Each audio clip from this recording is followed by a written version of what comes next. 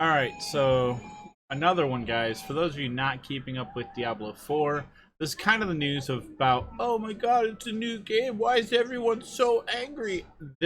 I found this YouTube short that kind of condenses it down into all of the meat and potatoes about what's going on with the game and why a lot of us are really upset with the Diablo 4 series so far. If you're going to stand on Diablo 4 players are pissed, and for a pretty good reason. The most important damage modifiers in the entire game, crit damage and vulnerability, have both seen massive nerfs, meaning everyone's gonna do less damage. Altars of Lilith and map exploration are now account-wide. The overall loot quality from silent chests, which you use those keys for, has been increased. For some reason, Blizzard decided to increase the time that it takes to teleport out of a dungeon from 3 seconds all the way up to 5 seconds. But they increased the renown rewards you got from side quests and dungeons. Who cares about the renown rewards when at the end of the day, if you do enough renown, you get to move on? Whereas the issues here, the getting out of the dungeon part, that didn't need to be scaled like that because there's no point. It only makes it harder for hardcore players in the middle of a fight, and if you clear out everything, you don't have these issues. Monsters and Helltides are now 3 levels higher than you instead of 2, and the mystery chest that everyone went after is now 250 Aberrant Cinders instead of 175. And the devs also said they wanted you to be able to defeat more monsters and feel more powerful right now, but we actually saw a ton of nerfs to survivability. So some classes are doing a little bit more damage, but are more of a glass cannon. All classes have become glass cannons for the most part, unless they're keeping up barrier and fortify and building out for just straight health. The downside is resistance is still broken. Resistance does nothing on the stat board at all. You have to go based on armor. You have to. Than they were before, and even more glass cannons like sorcerers are doing less damage and can still easily get one shot from a corpse bow all the way across the map. Diablo 4 players are pissed. Yeah, we're supposed to feel more powerful. That's what this patch was, and they did that whole walk back thing, guys, if you remember. We will never do this again. And yet, here we are.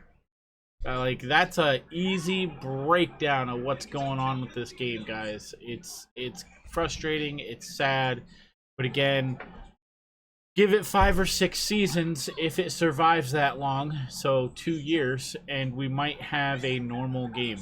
As I also took a quick break and pulled up an article about Diablo 4, and it says,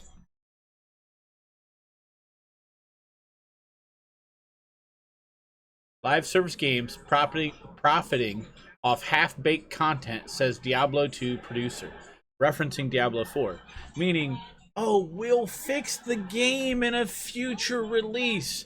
We're going to drop it in pre-alpha, guys. We're going to totally do this and get it out. But what about the players? If they like the game, they're going to play it. They're already going to give us $70. Weren't games $60?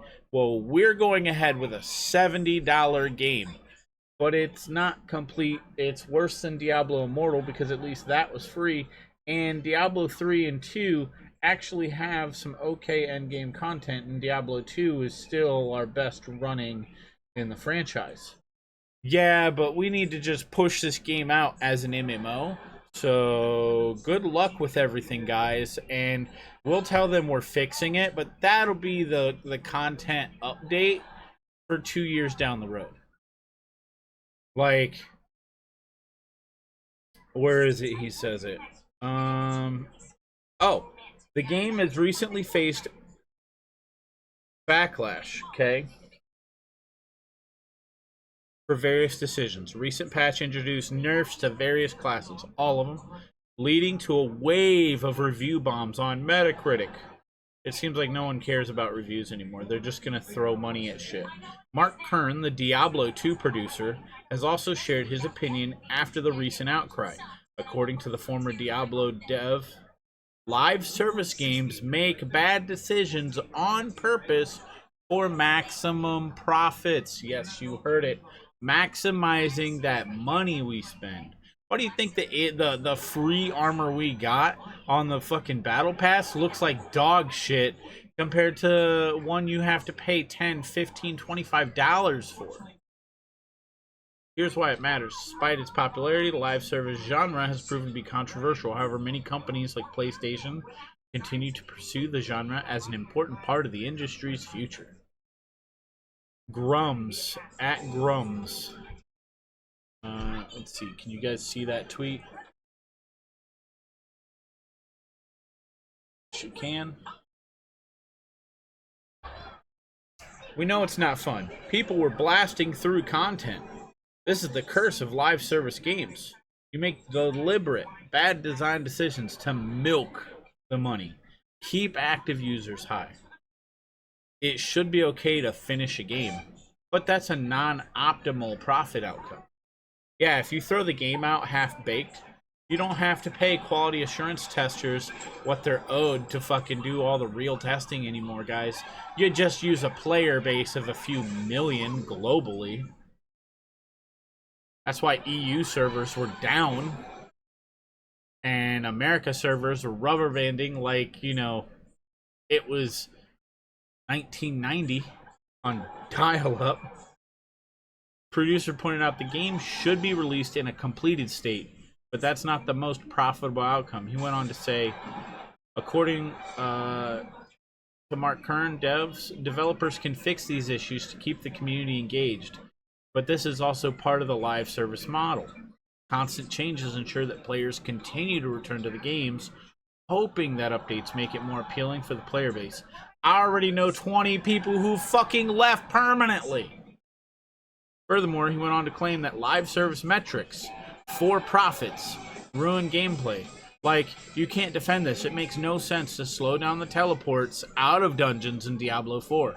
It was done to milk seconds of gameplay time. They had a target time goal they had to meet through nerfs and timers.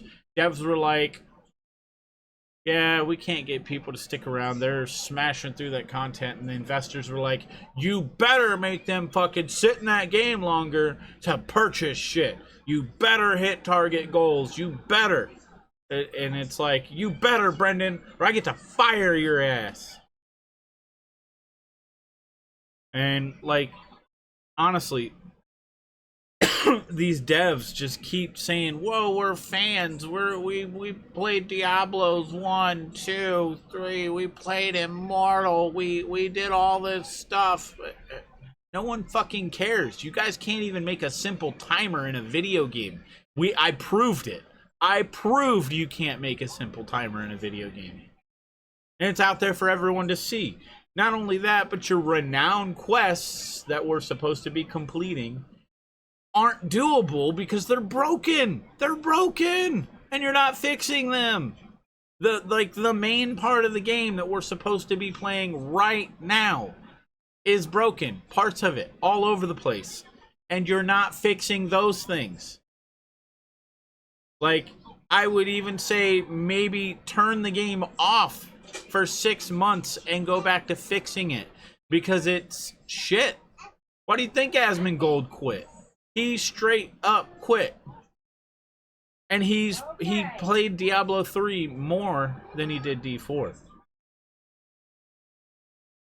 But don't worry, someone out here is stating, Blizzard, we don't want to slow the player down at all. Blizzard, makes teleporting out of the dungeon longer. You legit slowed us down. But Mark Kern's experience as a developer allows him to provide a unique insight into potential reasons behind certain decisions. The Diablo 2 producer believes Blizzard slowed down teleportation time to maximize playtime, even if it only leads to a few more seconds of gameplay. This could also explain the recent nerfs for various classes, all of them. Any build that was, doing millions and billions of damage. Therefore, this is an example of live service metrics interfering with gameplay design. Yeah, if those players aren't sticking around long enough, it's been proven that they'll spend more money if they're in the game more, and we keep shoving microtransactions down their throat. We're Western civilization here in the United States, and we hate microtransactions. We will buy something if it's cool. or if it's fun or looks awesome in any relative aspect, if we can see it, like those bullshit cosmetics on the horse. We're gonna put a horn here. Well, is that why the camera is like, we're watching you from space. Now we're in your face. Like, dude, like, this camera bullshit needs to just be one size fits fucking all. Over the last few months, live service games have also shut down. Who fucking cares? It's Blizzard. They're milking us for all our worth. They're making, $500 million or more, like, out of players right now. $500 million. They can't afford to get servers. They can't afford to pay developers to make shit that works. $500 million, y'all. How much did Diablo 4 cost? Because I know it wasn't in development for more than, I don't know, the back end of Diablo Immortal to present. That's like, what, a year? 2 years? They threw a skin on it and grabbed a bunch of artwork and slapped some HD textures on it.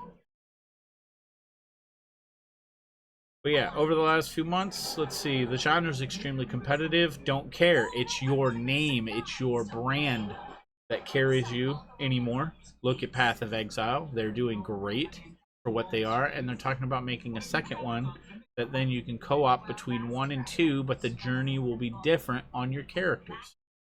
Nice. Let's see, nonetheless, so it's not difficult to understand the motivation behind the devs looking to maximize player retention. Oh, you're forcing us to do everything slower. Nonetheless, Diablo 4 is unlikely to meet a similar fate. The game is a commercial success, selling over 10 million copies in June, but it remains to be seen if Blizzard can continue to maintain a successful live service model for the franchise. And that was an article written by tech4gamers.com by Bawal Zeri. And it's going to show, like, these live service, we've got to chase the money, we've got to chase the money. It doesn't work like that. Like, as of right now, I'm pretty sure everybody in my game, minus 1 or 2 like organic instances, because I've not been streaming. I've refused for reasons why these games suck. But like, 1 or 2 people might have been real in my 16-person little world, and it's just utter garbage. So again, don't waste your money. Wait for this game to go on sale, and if you have already bought it and you're not coming back at all, you're done. Wait till like seasons 5 or 6. You might see the problems you're looking to get fixed by then. So a year and a half, 2 years.